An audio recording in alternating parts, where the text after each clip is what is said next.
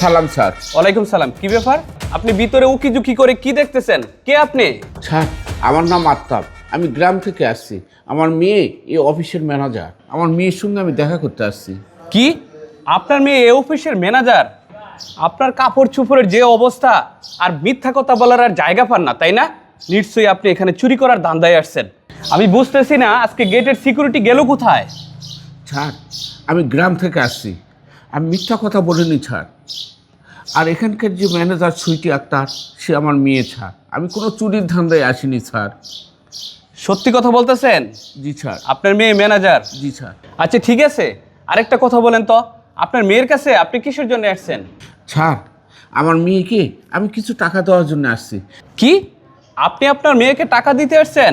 আর আপনার যে অবস্থা, আচ্ছা যাই হোক, আপনি এইভাবে না আইসা আপনি তো ব্যাংকের মাধ্যমেও টাকাটা পাঠাতে পারতেন, আসতে হইলো কেন? স্যার, আপনি তো জানেন এখন অনেকগুলো ব্যাংকে গ্যাঞ্জাম চলতেছে।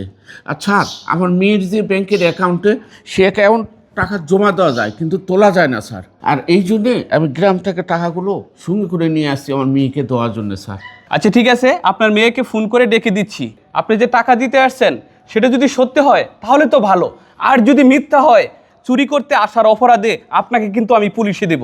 না না স্যার, আমাকে পুলিশে দেবেন না স্যার। আমার মেয়েকে ফোনও আপনি দেবেন না স্যার। আমার মেয়ে এখানে আসলে আমাকে অনেক বকাঝকা করবে। আর আমার মেয়ে এখানে আসার জন্যে অনেকবার নিষেধ করছে স্যার, তারপরও আমি এখানে আসছি স্যার। এই, আমি তো আপনার কথা একদম শিওর আপনি এখানে চুরি করার জন্য আসছেন। আপনার কথা কিন্তু অনেক সন্দেহ মনে হচ্ছে। আমি এখনই পুলিশকে ফোন দিচ্ছি। না স্যার, আপনি পুলিশকে ফোন দেবেন না স্যার। আমি তার চাইতে আপনার কাছে দুটো হাত জোর করে বলতেছি স্যার, এই টাকাগুলো আমার মেয়েকে আপনি দিয়ে দেবেন স্যার। টাকাগুলো ব্যাগে রাখেন, আমি বিষয়টা দেখতেছি। আর আপনি বলতেছেন আপনার মেয়ে এখানে আইসা বকাঝকা করবে, তাহলে তো বিষয়টা আমাকে দেখতেই হয়। দাঁড়ান।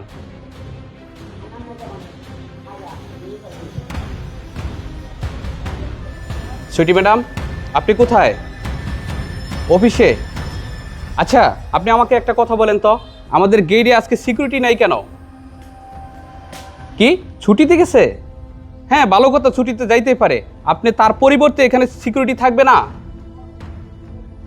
আচ্ছা ঠিক আছে, আপনি একটা কাজ করেন, আমাদের মেইন গেটে চলে আসেন তো, ইমার্জেন্সি দরকার। আসেন, এখনই আসেন। আপনার মেয়ে আসতেছে, দেখি বিষয়টা কি হয়। স্যার, আমাকে ইমার্জেন্সি ডাকে? এই বুঝা, তোকে না বলছিলাম এসব পোশাক আশাক পরে আমার অফিসের সামনে কোনোদিন আসবি না? তাহলে কেন আসলে? দিলে তো আমার মান সম্মানটা নষ্ট করে। এই ছুটি ম্যাডাম থামেন, আপনি কি ওনাকে চিনেন? জি স্যার, চিনি। কি হয় আপনার? স্যার, আমার বাবা হয়। কি? আপনার বাবা হয়? আর বাবার সাথে কখনো মানুষ এভাবে কথা বলে? আমি তো বিষয়টা কিছুই বুঝলাম না। আমি তো আপনাকে শিক্ষিতা মহিলা, ভদ্র নম্র একজন মানুষ ভেবেছি। আপনি যে আপনার বাবাকে সম্মান করেন না, আর বাবাকে যারা সম্মান করে না তারা তো কখনো জ্ঞানীমান মানুষ হতে পারে না। আমি তো আপনাকে অনেক ভালো জানতাম, সে কত একজন ভদ্র মানুষ, আমি তাকে কত জেরা করতেছি, আমি তো তাকে বিশ্বাসই করতে পারছি না। আর এখন আপনি বলতেছেন আপনার বাবা হয়, আর বাবার সাথে তো কখনো মানুষ এই ধরনের আচরণ করতে পারে না, একজন ভালো মানুষ। করলেন কি আপনি এটা? স্যার, আপনি থামেন স্যার। মারে, আমি সত্যি সত্যি এসে এখানে তোর মান সম্মান নষ্ট করছি। জানো মা, আমার বাড়ির পিছনে যে এক কাঠা জমি ছিল, সেই জমিতে 3 লক্ষ টাকাতে বেচছি মা। আর এই যে দেশের যে পরিস্থিতি, এই টাকাগুলো নিয়ে আমি রাস্তাঘাটে যদি ঘুরি, মানুষ আমাকে মারধর করে টাকাগুলো নিয়ে নেবে। তাই আমি তোমার মান সম্মানে কোনো ভয় করিনি মা। আমি তোমার অফিসে টাকাগুলো দেওয়ার জন্য আসছি মা। এই 3 লক্ষ টাকা তুমি নিয়ে নাও মা, আমি আর কোনোদিন এখানে আসবো না মা। তুমি আমাকে মাফ করে দিও মা। বাবা, তুমি আমাকে মাফ করে দাও। আর বাবা, আমি তো গ্রামে যেতে বেশি একটা ভালো লাগে না, এই জন্য আমি শহরে একটু জায়গা কিনছি, এই জন্য আমি তোমাকে টাকাটার কথা বলছিলাম। বাবা বাবা, আমার ভুল হয়ে গেছে, তুমি আমাকে মাফ করে দাও বাবা।